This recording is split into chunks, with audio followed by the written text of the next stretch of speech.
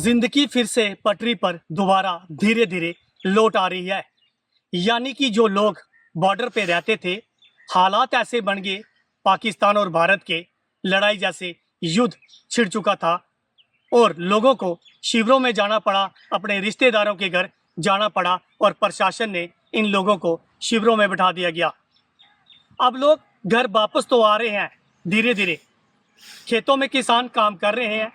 अब लोग चाहते हैं कि अब जिंदगी है वो सामान्य होनी चाहिए, अब हालात युद्ध जैसे ना होने चाहिए, क्योंकि लोगों को अपने घर बार बार छोड़ना पड़ते हैं। बच्चों की पढ़ाई है, उसे भी नुकसान होता है। आज पूरे 12 दिन हो चुके हैं स्कूल बंद हुए, लेकिन बच्चों को पढ़ाई नसीब नहीं हो पा रही है, क्योंकि पाकिस्तान का कोई भरोसा नहीं है। ये कायर मुल्क है, ये कभी भी सुधरने वाला नहीं है। भारत ने इनके साथ कई बार समझौता किया सीज फायर को लेकर, लेकिन पाकिस्तान कायर मुल्क ने पीठ पीछे वार किया है। लोगों को बहुत सारा नुकसान भी हुआ है, कई लोगों के तो घर भी उजड़ गए, वो एलओसी के इलाके हों या इंटरनेशनल बॉर्डर के इलाके हों। अब लोग चाहते हैं कि जो बॉर्डर के हालात हैं वो सामान्य होने चाहिए। लोग अब धीरे धीरे पटरी पर दोबारा घर वापस आ रहे हैं, जहाँ वो रिश्तेदारों के घर थे। आपको पता ही है कि ज़िंदगी कैसे व्यतीत की जाती है, लोगों को बहुत सारी मुश्किलों का है वो सामना करना पड़ता है। बॉर्डर के हालात अभी देखे जाए तो बहुत ही सामान्य हो चुके हैं। हालात जो स्थिति है बिल्कुल नरम हो चुकी है। लोग खेतों में काम कर रहे हैं।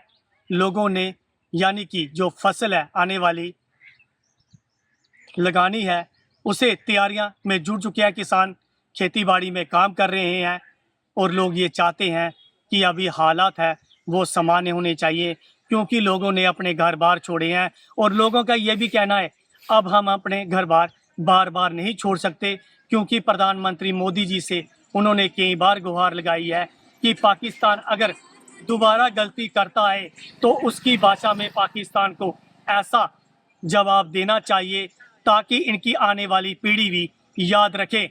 मैं रोहित मिश्रा, अंतर्राष्ट्रीय Akhnoor sector, Punjab Kesari TV, cameraman Varinder chip के साथ अखनूर। खेत में गए थे। अभी आपको पता ही है कि धान की फसल की काम चल रहा है, जैसे पनीरी लगाना उसका और भी बुहाई जुताई करना उसकी।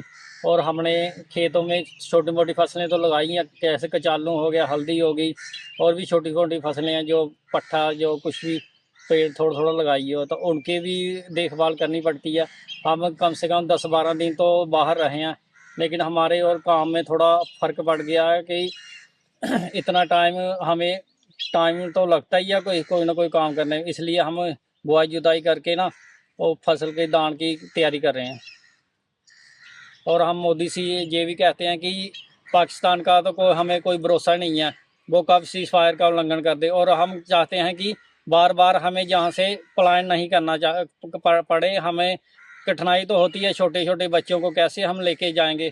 और हमें ये मोदी से अपील करते हैं कि जो पाकिस्तान अगर दोबारा काराना हरकत करता है तो उसे मुंह तोड़ जवाब दिया जाए। और हमारे जो गांव के बॉर्डर के इलाके के लोग हैं उन्हें कम से कम 5-5 मरले का प्लाट दिया जाए, और जो अपने सिर रखने के लिए उधर जगह बना दे, कोई एक आध कमरा ही डाल ले, तो उधर रहने के लिए जब जैसे बॉर्डर में फायरिंग शायरिंग सेलिंग होती है तो उधर रहा जाए।